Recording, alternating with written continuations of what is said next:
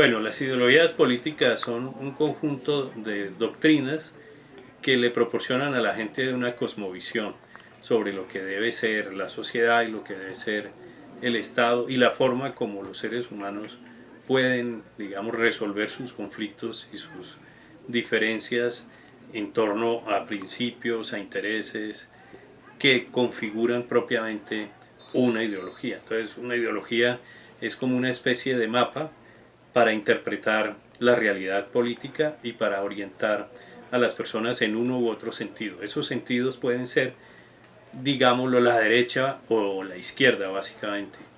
Y no hay un acuerdo doctrinario unánime, es decir, un consenso en el que todos estén absolutamente identificados acerca de qué es una doctrina específicamente de derecha o una ideología específicamente de derecha y otra específicamente de izquierda. Hay muchos autores y muchas perspectivas para tratar de decantar cuándo una ideología es de derecha y cuándo otra ideología es de izquierda. Pero en términos generales existen unos parámetros o como unos, digamos, principios y también unas prácticas que definen ser de derecha o ser de izquierda.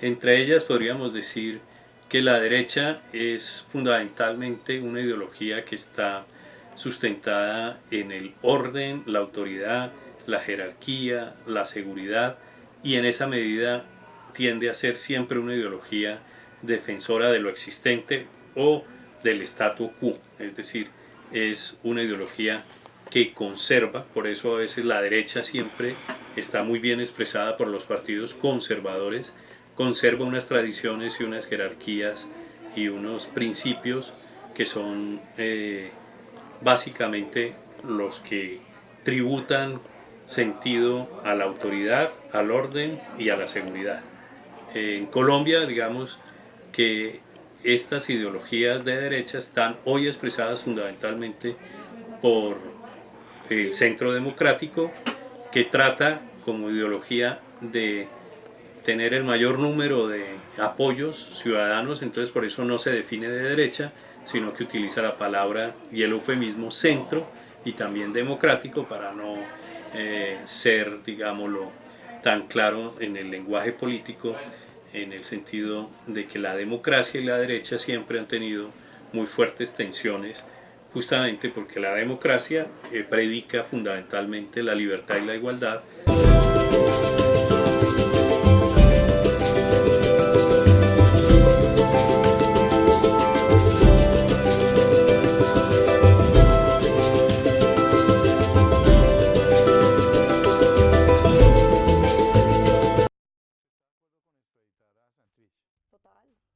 ¿Y también está de acuerdo con que extraditen a Andrés Felipe Arias?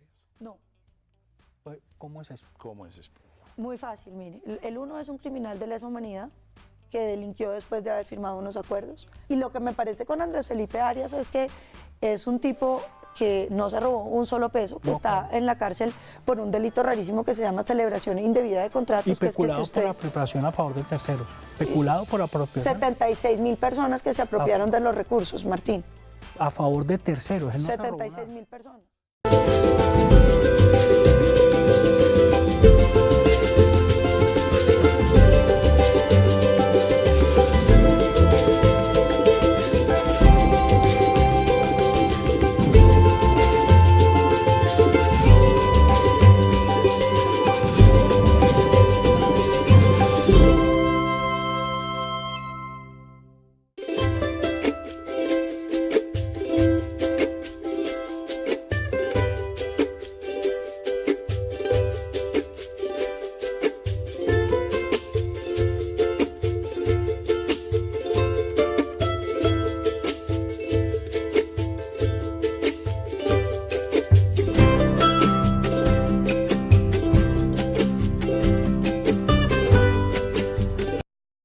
cuando esa ideología promueve valores como la ausencia de jerarquías, la libertad, la búsqueda de la igualdad y una serie de prácticas que tienen que ver más con la participación del ciudadano y de las ciudadanas en las decisiones políticas y no solamente de los líderes o de las autoridades, que son más bien prácticas que se estilan en ideologías de derecha, en el sentido de que el líder o que tiene el carisma o el caudillo es el que define, y en cambio en las ideologías de izquierda, teóricamente, doctrinariamente, la política es un asunto que debe ser decidido por todos en igualdad de condiciones.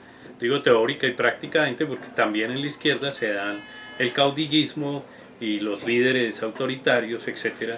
Y uno podría encontrar entonces, ya para terminar, en el ámbito latinoamericano, dos líderes recientes, uno vivo y otro recientemente fallecido, que expresan muy bien y encarnan muy bien un ideario de derecha y un ideario de izquierda.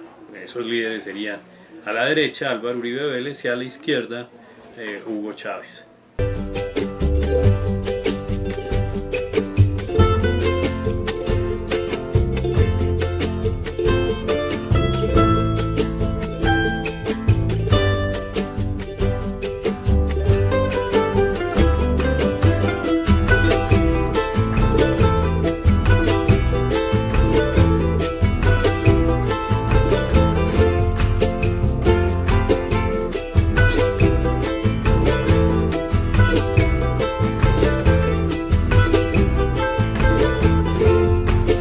Con Petro. Bueno, pasó lo siguiente. Yo solamente antes de Petro había tenido una participación en política. Sí. Que fue con Luis Carlos Galán. Ah, usted fue galanista. Yo fui de las Juventudes de Galán con Juan Lozano, con Germán Vargas. Imagínate todo este grupo que hoy en día todavía da de qué hablar en Colombia. Sí. Y estuvimos en la plaza de Soacha cuando asesinaron a Galán. Hasta ahí volví a creernos los políticos. Vino Enrique Parejo González en esos días al entierro de Galán y me pareció un señor bastante decente y con él estuve acompañándolo como 3, 4 años. Fui incluso asistente suyo en el Consejo de Bogotá. Y después ya me desaparecí de la política. Empecé a hacer política como en los libros, siempre meto un personaje corrupto en las series, pero yo no había vuelto a saber de política. Es que es importante anotar que a Enrique Parejo González, fuera muy lejos de Colombia, llegó el cartel de Medellín y atentó contra él. Lo hirió en Budapest, en Hungría. Él fue un ministro de justicia que reemplazó a Rodrigo Lara. A Rodrigo Lara también asesinado. Y Pablo Escobar se daba el lujo de matar al que quería. Entonces mató a Rodrigo Lara, hizo un atentado contra Enrique Parejo y quien sucedió a Parejo, que fue Enrique Lomurtra, también lo mató. También o sea, 3 ministros de justicia baleados seguidos.